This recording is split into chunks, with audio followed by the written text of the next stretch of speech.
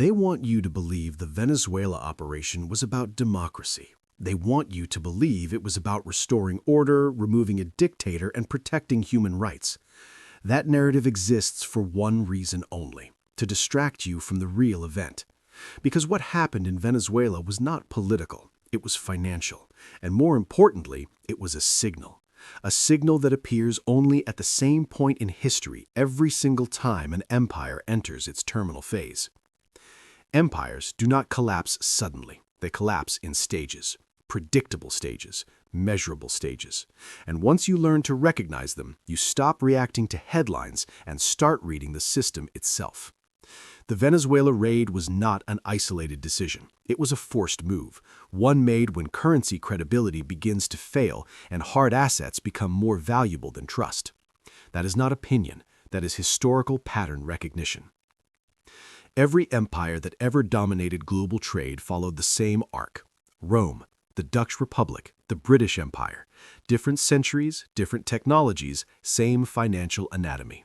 First comes sound money, then expansion, then debt, then debasement, then resource seizures, and finally collapse or reset. What makes Venezuela critical is not the politics, it is the timing. This is not stage 3 behavior. This is late stage 4, accelerating into stage 5. Stage 4 is where an empire realizes something fundamental has broken. Its currency still circulates, but confidence is fading. Foreign holders quietly reduce exposure. Allies begin hedging. Reserve managers diversify. The empire responds not by fixing the system, but by grabbing tangible value: oil, minerals, strategic land. This is why military actions begin targeting resource-rich regions instead of ideological threats. Venezuela fits this pattern perfectly. Let's talk about the asset itself. Venezuela holds the largest proven oil reserves on Earth. Not speculative reserves, proven extractable reserves. At current pricing, those reserves represent trillions in real physical value. When an empire facing debt saturation gains direct or indirect control over assets like that, it is not victory, it is collateralization. It is the attempt to backstop a weakening currency with something tangible, because trust alone is no longer sufficient. Here is the uncomfortable truth most analysts avoid. If the dollar were secure, the United States would not need to do this. If fiscal math worked, resource seizures would be unnecessary. If confidence were intact, hard assets would not suddenly matter more than diplomatic stability. The moment an empire prioritizes physical assets over long-term alliances, it has crossed a line it cannot uncross. This is where the wealth transfer begins, not at collapse, but at recognition. Those closest to power understand the sequence. They reposition first. Institutions hedge. Corporations lock in supply. Sovereigns acquire resources. Meanwhile, the public is told everything is normal. Markets rally. Headlines reassure. This is not stability. This is latency. The system is storing stress. History shows us exactly what comes next. As resource acquisition accelerates, capital flight follows. Not dramatic exits, quiet ones. Wealth migrates jurisdictionally. Assets move into hard forms. Cash remains, but only where it can be converted quickly. The middle class does not participate in this phase. They are still trusting the narrative. That is why the transfer is asymmetric. This is the moment where money stops behaving like money and starts behaving like liability. Debt grows faster than productivity. Interest consumes revenue. Central banks lose independence. Monetary policy becomes subordinate to fiscal survival. This is the transition from debt management to debt monetization. Once that line is crossed, inflation is no longer cyclical, it is structural. Venezuela is not the beginning of this story, it is confirmation. Confirmation that the system has entered the phase where force replaces confidence and assets replace trust. This is the signal that precedes every major wealth transfer in recorded history. In the next section, we are going to break down Stage 5 itself, what it looks like, how long it lasts, and why most people don't realize they're inside it until the damage is already done. Stage 5 is not collapse. Stage 5 is exposure. This is the phase where the system still functions, markets still open, salaries still arrive, but the underlying math is no longer survivable. Debt stops being a tool and becomes a trap. Every decision policymakers make now is reactive. Nothing is strategic anymore. Venezuela fits here because Stage 5 always begins with visible resource desperation layered beneath reassuring headlines. At this stage, governments stop pretending debt will be repaid through growth. Growth becomes a talking point, not a solution. Instead, debt is managed through dilution, currency expansion, suppressed interest rates, and regulatory coercion. This is where fiscal dominance takes control. Central banks no longer set policy based on inflation or employment. They set policy based on what keeps the bond market from collapsing. Look at the numbers, not the speeches. Interest expenses rise faster than tax receipts. Deficits expand even during strong economic periods. Every new crisis is financed, not resolved. This is when money loses its role as a store of value and becomes a temporary medium of exchange. Wealth no longer accumulates by saving. It accumulates by positioning ahead of debasement.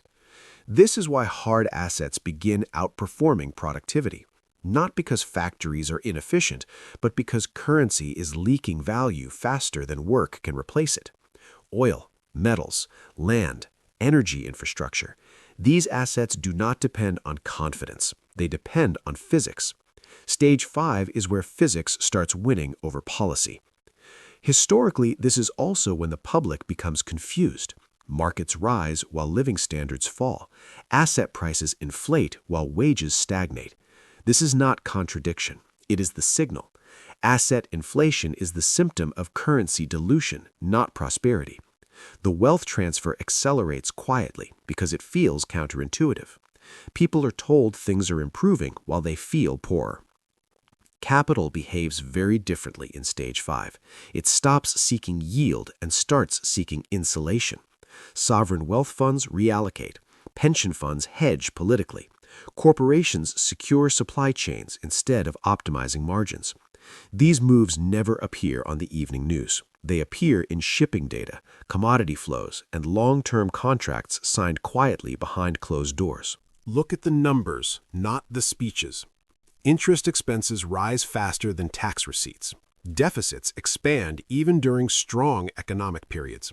Every new crisis is financed, not resolved. This is when money loses its role as a store of value and becomes a temporary medium of exchange. Wealth no longer accumulates by saving, it accumulates by positioning ahead of debasement. This is why hard assets begin outperforming productivity, not because factories are inefficient, but because currency is leaking value faster than work can replace it. Oil, metals, land, energy infrastructure, these assets do not depend on confidence, they depend on physics. Stage 5 is where physics starts winning over policy. Historically, this is also when the public becomes confused. Markets rise while living standards fall. Asset prices inflate while wages stagnate. This is not contradiction, it is the signal. Asset inflation is the symptom of currency dilution, not prosperity. The wealth transfer accelerates quietly because it feels counterintuitive. People are told things are improving while they feel poorer.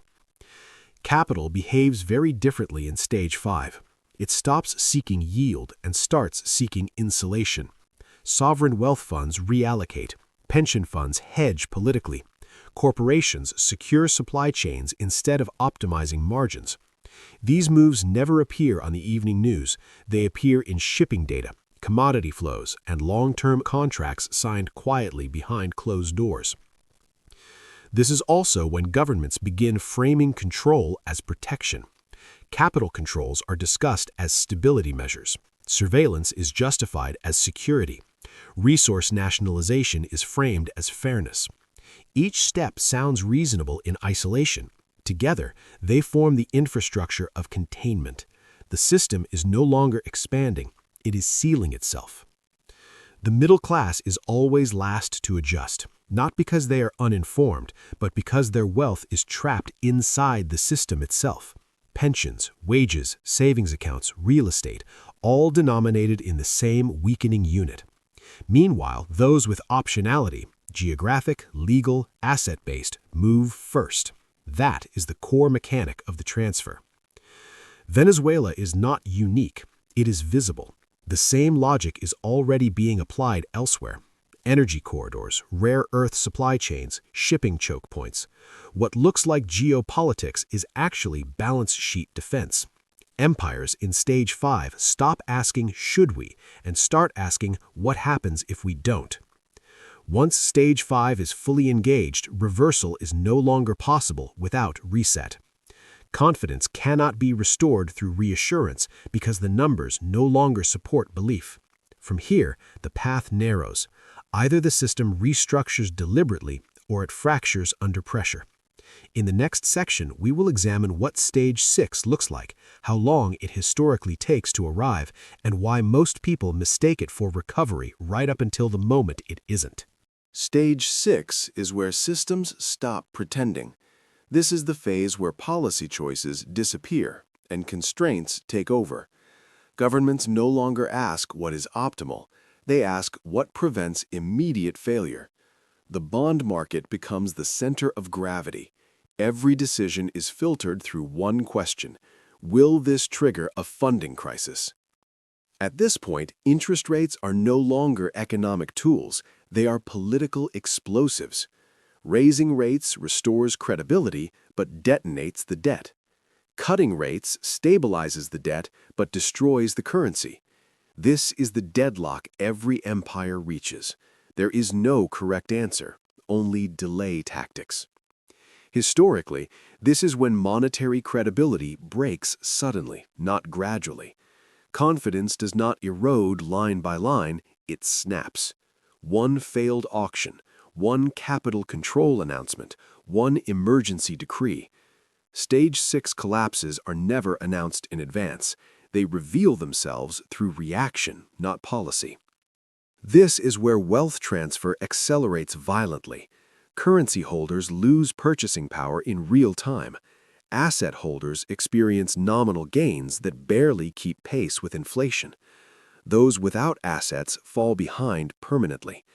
The gap widens so fast it feels like a shock, even though the conditions existed for decades. Social cohesion fractures here because trust disappears. People stop believing official data. They stop believing institutions. They stop believing promises.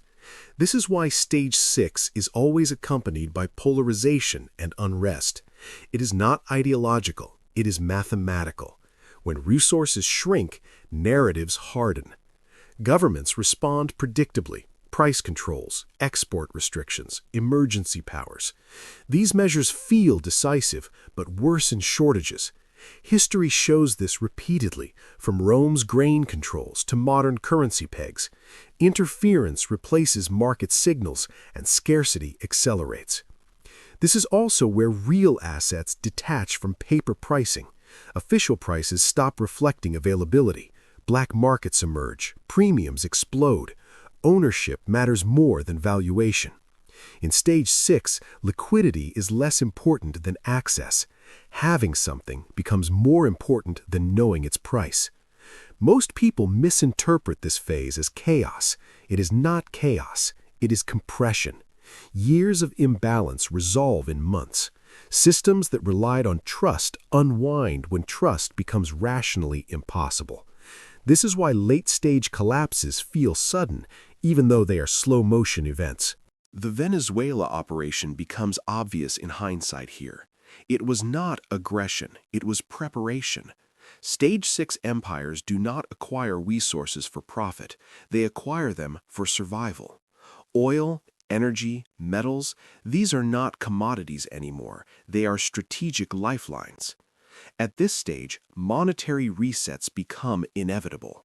Sometimes they are structured, new currencies, redenomination, partial defaults. Sometimes they are uncontrolled, hyperinflation, capital freezes, forced conversions.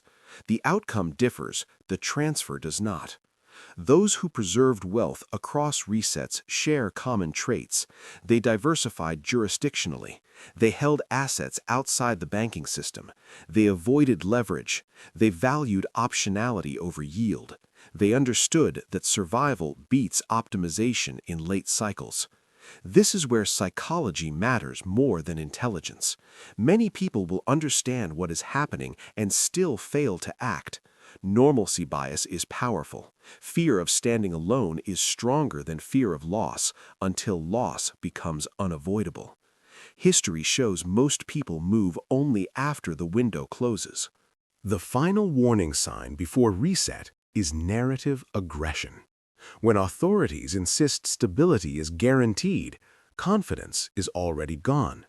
When dissent is framed as dangerous, the system is fragile. When resource seizures are justified as moral, scarcity is already present. We are not at the end, but we are past the point of prevention. The Venezuela action confirms the stage. The debt confirms the math. The capital flows confirm the behavior. What remains uncertain is timing, not direction. Every empire believes it will be the exception. None ever are. The wealth transfer does not ask permission, it follows structure. The banks play a confidence game, governments play a delay game, history plays a pattern game, and patterns always win.